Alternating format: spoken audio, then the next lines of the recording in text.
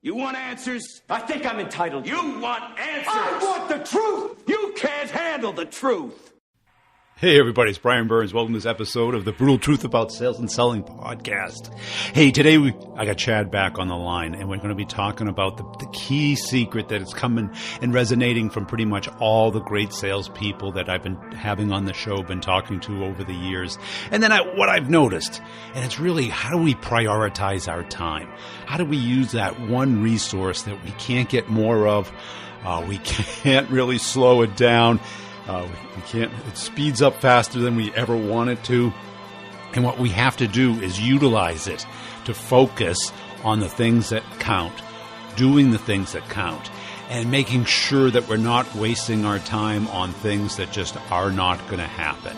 And being able to tell this stuff comes with, judgment, experience, and everything, but it also comes from analyzing it, looking at it, and then even inversing it and saying, well, if I had to prioritize this, what's the lowest priority as opposed to the highest priority? So you can pretty much eliminate the waste of time and then look at your calendar and then say, what are the optimal times to utilize for prospecting, for meeting with people, for demoing, for discussing, negotiating, for closing, and when are the worst times?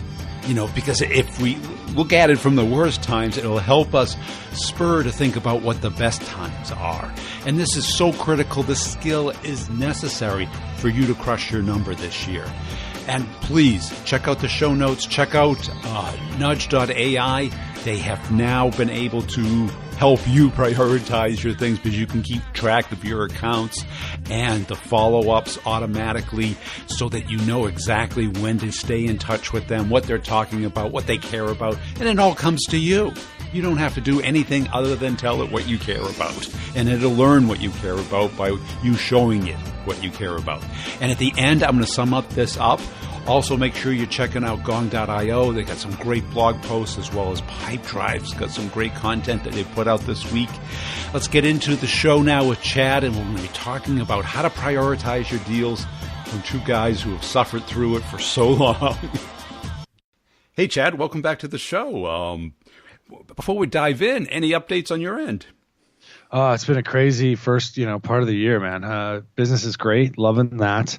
A lot of customers out there realizing they need some help with their sales efforts, marketing efforts, things like that. So I'm getting a little bit tired of being on a plane, but usually that means that, we're making money. So I can't truly complain. How about on your end? It's been good. I've been getting this question a lot, which I'm kind of surprised by, but in reflection, I'm really not. People are always asking, how should I prioritize my deals, my territory, my opportunities? And I'm like, oh, boy. And then I think, well, why is this an issue? He goes, well, I got my manager wants me to do this every day. I've got this cadence. I've got these reports. And I'm like, okay, so I don't know about you, but I always had a very clean system in prioritizing my deals because I wanted to get paid. Well, I mean, that's what we're here to do, right? We're here to sell, and the reason we do it is largely because we're money motivated. And you have a lot of competing priorities inside. Not only having to go through the sales process, find prospects, move them through the funnel, and close them, and get them to the point where the solution's delivered, but also those competing inside things where the manager wants all that data. Yeah. So I get. I mean, for those of us that have been doing it for a while, you get really good at filtering out what's critical and important versus just a nice to have. Yeah, that's it. And I remember, I call them the good old days before, CRM was a mandated thing. It always existed, right? Back, even back when we had ACT, as soon as there was computers, or someone's whiteboard in their desk or in their office, that was their pipeline. But but what I always did was I always prioritized based off of time of closure.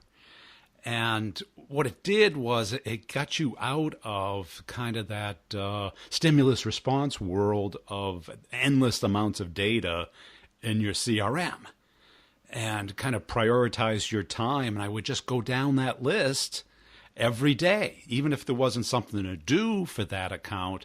It just kept me focused. Yeah, time to close is, especially when you have to forecast, right? And if there's any kind of incentive tied to your forecast accuracy, I mean, I think the last stat I saw was something like less than 95% of all sales reps can achieve a 10% accuracy, less than 10% accuracy differential in their forecast accuracy, and it's. I know that's got to drive businesses nuts. When I was running teams, it used to drive me nuts because, of course, that's part of what I'm reporting up to the board. But that time element is one of the key things that I would always look at as well. It was like, when are they going to buy? Now, there are things that go into that, but, do we have a plan? Do we know, is there a compelling event? And what kind of time frame are we looking at? Those are the ones, that have a smaller window, less shelf life. So those are the ones that I wanted to start focusing on. And that's it, because I always looked at it, okay, where exactly is it? Do you have a technical win? Have you eliminated all the other alternatives? Are they committed to you? Now you got to get the business win, where you got to meet with the people who know how to do it politically and economically through the company. And you got to understand that each step along the way, there's going to be a pound of flesh that each person's going to ask for. Yes, there's always more than you expect. Right. And you're like, you got to anticipate that and not give it up to the person who has really no authority. But what I often see is people looking at every deal is either equal, or they find like an elephant in their territory, this dream account. If they got this, they would blow their number away. But they really don't have a handle on how long it would take to get into that account, to really make that account a customer, to actually have them purchase stuff. Yeah, and there, it's funny. I've seen sales processes, and I've been guilty of putting this in play. Where the questions that we ask on each account can get kind of ridiculous, and it can take so much time. Like, we're looking at every little factor, and it burns time. It burns time reviewing it with a manager. It burns time for me as a rep trying to make sure I understand where the account is. And so the easiest thing I've ever used for kind of that analysis is, the stuff that we do, we call it the QP, or qualified prospect formula, but it's basically, do you understand what the problem is, and have you uniquely positioned yourself? So basically, should they buy? Meaning, like, if they've got a $10,000 headache and your aspirin costs $1 million, that they should not be buying from you, right? So, and that's one of the questions that I don't hear a lot of reps really diving into. Am I talking to a customer that really has, a reason to buy from me? Is this a good match? Whereas, a lot of people just have a tendency to force stuff down people's throats. And it's funny because this just came up this morning, kind of a weird story on an aside. I was actually calling CenturyLink to change something on my account. All I wanted to do was add an authorized user. That's all I wanted to do. That was it. It was, yeah. So you would think, first off, you'd think you could do it online, but I guess for security reasons, okay, fine, I got to call in. So I call in, and if that person had been listening to my tone, which was, I need to get this done before Brian calls so I'm not late for this podcast, he would have known not to push the button of trying to sell me stuff. Like, it was not the appropriate time. And that awareness of, do you have a match with someone, their need versus your solution, and is the timing right, are things that I think reps don't pay attention to enough, because we drive them to look at all of these other elements of, well, maybe there's this lever or that lever we can pull. And that's it. And I think what you brought up was the people are looking at their process versus what the customer is going to do. Exactly. And too often, managers have their forecasts. It's like, okay, have you had a qualification call? Did you have the demo call? Right? Did you do they have a proposal? When does it expire? Okay, that's the close date. It's like, yeah, good luck. And then they go, oh, we lost to no decision. No, you lost to incompetence. It's like, right. It's like the worst thing you can do sometimes is give a proposal, because then all of a sudden people know what they don't need you anymore. Right. You got to have a reason to be needed, a reason to be engaged. And, right. And first I had timing. Then I had engagement. Are they talking to you? Are they communicating? Are they exchanging questions and answers and looking for your help to determine if the product is right and how do we get this done? Well, yeah, and you see that a lot with RFPs, right? You get especially blind RFPs. You get a request. Some company that's got some awesome brand who's implemented some ridiculous procurement process reaches out to you, and all you hear is, oh, this Fortune 100 company wants to do business with us, when really all they need from you is some numbers to check a box. And so you don't spend the time to really, truly, as unbiased as possible, assess the level of engagement, the level of relationship that is there from day one. Are they asking you questions, or are they simply saying, hey, I need this, just give me this? When you give them that, then, like you said, there's no reason to continue the conversation. They're going to go off, take that information, probably interpret it incorrectly, and make probably a poor decision because they're doing it in a bubble. Especially B2B complex sales today require that give and take, that collaborative type of engagement, because there's so much data out there. The sales rep has to be able to help them, see the forest for the trees, not get lost in the details. And if they're not having that type of engagement, how the hell are you going to move them? How are you going to increase urgency? How are you going to be able to forecast, the close in any semblance of reliability? It's just not going to happen. Right. And I think, if you're not in a high velocity sell, you're not selling a $12 a month gadget, you want that engagement. I think too many people want this high velocity thing when it doesn't fit what they're selling. And I put out a video about there was 15 contact points before a deal was closed. And this person who sold uniforms said, not with us. It's they either buy or they don't buy. And it's like that might be your sale. You got to understand every sale is a little different. And it's like, oh, you want that engagement, because and that RFP or RFI, that's really not engagement unless you already knew them. Right there, I was listening to a podcast from a bunch of marketing people, and they were like, "Do you respond to them?" And they get and what ends up happening is, they had one huge brand that basically sent out this RFP thing, and they had a bunch of designers all do spec work for them for free, and they ended up using some of the spec work in actual production without paying anybody. And sometimes it's education, sometimes it's somebody else is driving it. And those beauty contests, they always feel good because they're easy. They called you. But usually the red flag is there some weenie calling you? Meaning, is this person really a player? Or does the players assign it to somebody to go check out these 5 vendors? Yeah, they've been tasked. This is the guy who's been tasked to go do the research that somebody who actually could sign a check doesn't really have the time to do. And so they may not even understand exactly what they're looking for.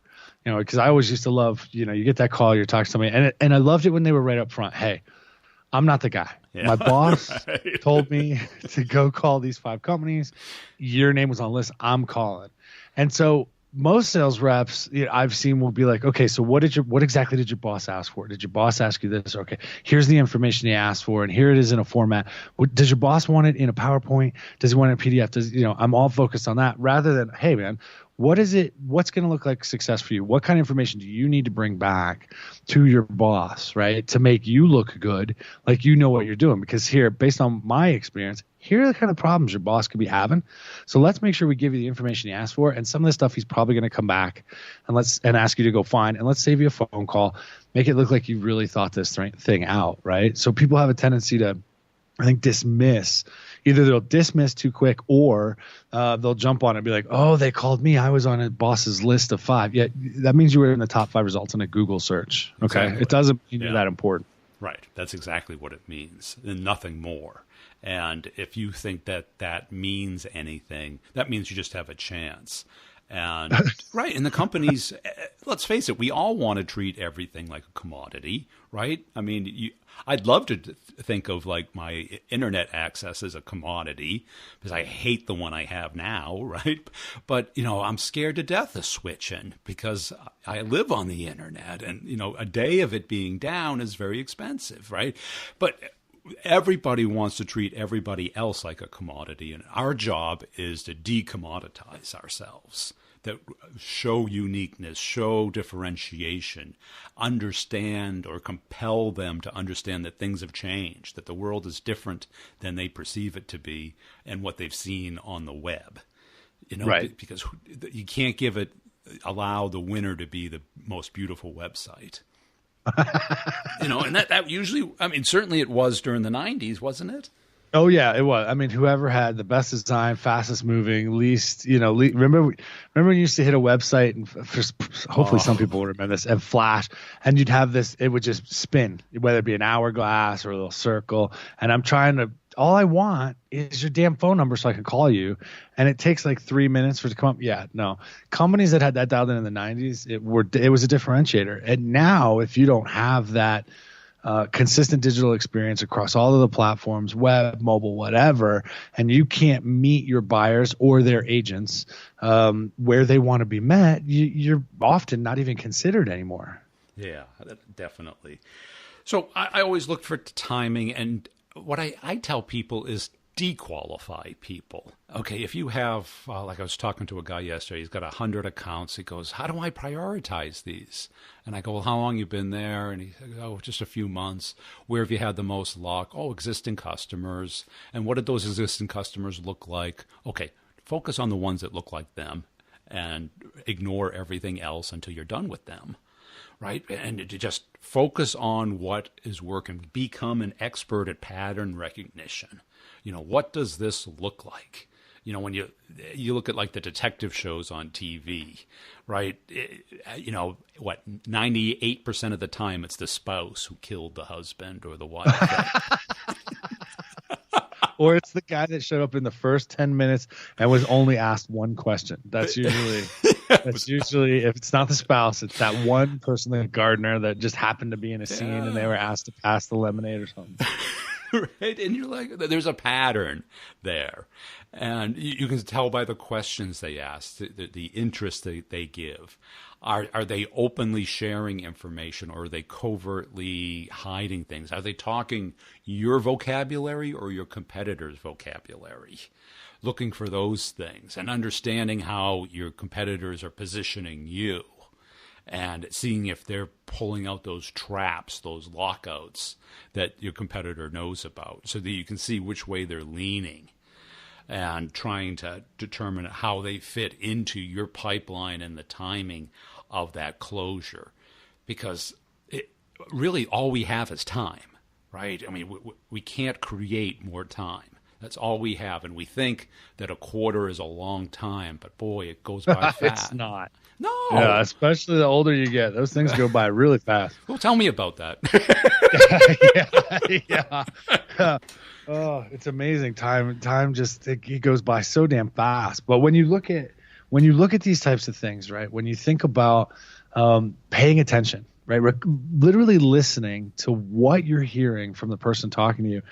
It seems to be a skill that I'm seeing in less and less volume from reps, right? Or at least they seem to like nod their heads and think that maybe that means it's an acknowledgement that they're listening, but then they'll respond with something that shows they completely weren't paying attention, right? And when we think about it, like in that example that you gave, if you're selling and you don't know how your competitors are selling, you haven't taken the time to go look to see what their key phrases or key messages are so you can be in tune with that, you're doing yourself a disservice, because that's the easiest way to DQ, or I shouldn't say DQ, let's say deprioritize somebody that you want to be trying to do business with. If they're calling you and they're basically reading your competition's website and telling you, can you do this or this or this, is that really where you want to be spending your time? Right. And if they've already made the decision, for someone else, or they're, that type of shop, I know you probably, when you sold software, certainly when I did, it was like, there were the IBM shops, the Oracle shops, and the HP shops. And you could tell if there wasn't a mix, that you could literally hear them say, we're an IBM shop. So if you're not selling IBM... It could be free. You couldn't pay us to take it, or sometimes even like with Amex, they had like 10 accounts that they outsourced everything to IBM. IBM ran their whole IT shop, right? So you had absolutely zero chance of selling a product to them. And it doesn't mean that they wouldn't take your call or wouldn't want the education or wouldn't want the information, but then they would go to the IBM rep and say, well, how do we do this with your crap? You know, it's like, it's just understanding who is most likely to buy. And then I think the big mistake, certainly I've made in the past, is going after people who just can't buy. Right. Can they buy? That's a big question. Can't sell somebody who can't buy. Right. Either personally or from a company size thing where they just don't have enough revenue to do what you want to do. And you're basically just educating them and partnering with them or consulting for them. And it turns out to be a waste of time. And and I've been accused of being overly focused, but it's served me well because, when you hyper focus on the stuff that can close within the time frame of your comp plan and focus only on those things, it's effective and it works. I mean, the only real gambles I take are on what I call kingpin accounts. And kingpin accounts, I always looked at it. If I won that account, all these other accounts would fall, meaning that right? And that happens in certain industries, and you've seen it, right? And you see it with certain products today, certainly like in the CRM space. If you're going after venture capital at like say $50 or $100 million, and you're not running on Salesforce, there, regardless of it being the worst CRM out there, they want you to run on it. And it used to be in the 90s, it was like, okay, you got to run on Sun, Oracle, and then BEA for middleware. And it was just like that was the stack. And you had to like fit into that. So if you can, and I did the kingpin once when back before the cloud, it was application service providers. I won the largest one in the country here in Annapolis, and all of a sudden 5 of them fell because they all wanted to copy them. Unfortunately, only 2 others were in my territory. But that's still a pretty good sweep, right? But even as an entrepreneur, you see it. It's like when you can now have this social proof of this big player being with you, that they kind of fall through. There's kind of some momentum that you can get. And a kingpin strategy. Now, most reps don't have that luxury because it tends to fall outside of their comp plan scope. But I don't know if you've ever seen that happen. I mean, certainly at PTC that they had that capability. Oh yeah, and it just goes back to being more strategic when you look at the thing. You mentioned that rep that had 100 accounts, and it's like. For me, okay, is there one on that list? Let's just pretend that it was 100 accounts from a specific industry. They were all in the same industry or whatever. And you can identify, look, these are the ones that are currently setting market trends. Yeah. So if I can go after this one, I know they can buy, I know they got a problem I can solve. I know something I can do for them uniquely. And I'm talking to somebody, all the things that we talk about. I'm talking to somebody who can actually buy. Those are accounts you want to spend some time on. But if it's a, small SMB that's been around for 15 years and it's always, it's had 1% revenue growth year over year, and they're not really looking to, shake up the market, they're happy where they are, maybe that's not as good of a focus for your time, right? It really isn't that hard to prioritize your opportunities if you think about them in terms of how well you can solve their problems, how fast you can get those problems solved, and do you have the right people involved in making those decisions? Yeah, and I think doing it consistently, because a lot of people get stuck in the roller coaster month or the roller coaster quarter, right? Where the first month of the quarter, everybody's in meetings, training, offsites, having babies, going on vacation, and not really paying attention, right? Because the pressure's off. And maybe they start prospecting near the end of that first month. Second month, demos, proof of concepts, and proposals start going out. Then the third month, all of a sudden, everyone's trying to close. Right? Now, if you stay in that roller coaster, you lose the consistency. And I had a company that every quarter was identical. The first month of the quarter, we were all at home office for a week, blah, blah, blah, blah, blah. Then everyone would go on vacation. Second month of the quarter, the VP would start traveling. And then the third month, panic would set in. Right? Because I'd call it the melting forecast, right? Because, we're all 3 times quota in the first month of the quarter. About 150% second month of the quarter, 80% third month of the quarter. And he used to call it everyone's sending in an RSVP, meaning they're going to show up next quarter. Right. And he you kind of made fun of it, but it was his neck on the line. And then you get the managers who had remember commits? I don't know if they're used Oh, yeah. What's your commit? It's like, how do I'm committing to, are we getting married? It's like you have to commit to a certain number, because the CEO has to go to the board and all these expectations are being set and there's so little control you have, in a 90-day window, right? You kind of unless it's in procurement, you really don't have a sense of how long it's going to take because the people you're dealing with, don't buy for a living. They've got their own job and they're trying to solve a problem with your product. Right. Just trying to figure that all out is just really, really hard.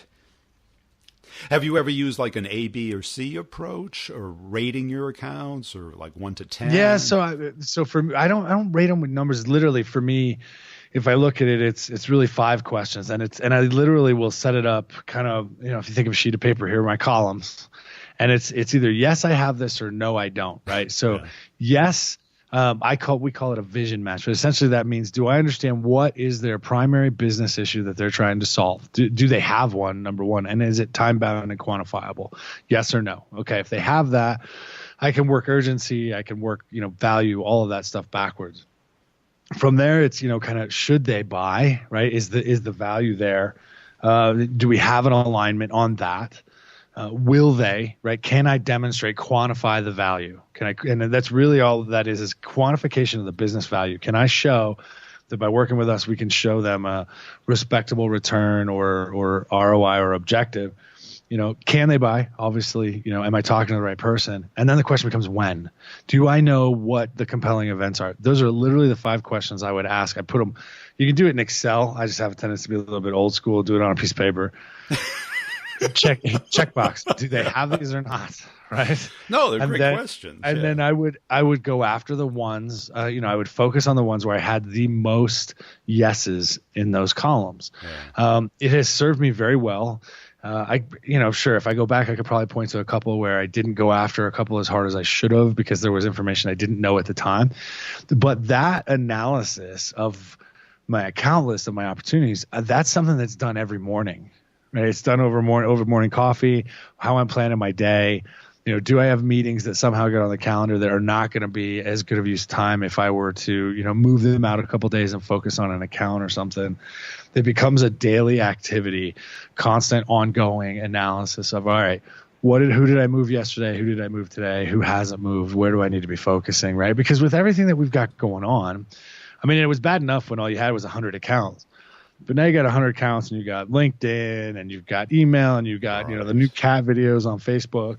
You can't miss those.